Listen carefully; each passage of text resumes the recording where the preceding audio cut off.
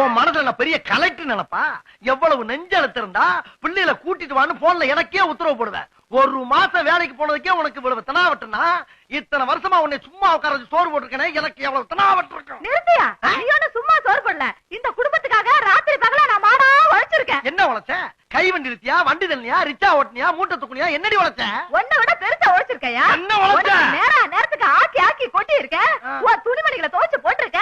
உனக்கு கை கால் அமுக்கி விட்டு நீ தண்ணி அடிக்கும் பதிலா ஜோடா ஊத்தி கொடுத்திருக்க. உன் கூட மல்லு கட்டதுக்கு அன்னைக்கே நான் எங்கேயாவது போய் வேலைக்கு சென்றிருந்தா இன்னைக்கு 4 காசு சம்பாரிச்சு வீடு வாசல் வாங்கி லட்சாதிபதி ஆகியிருப்பேன். உன்னை கட்டிக்கிட்டதுனால என் வாழ்க்கைய பாழா போச்சு.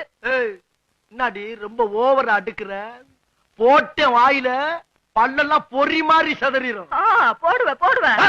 என்ன என்னடி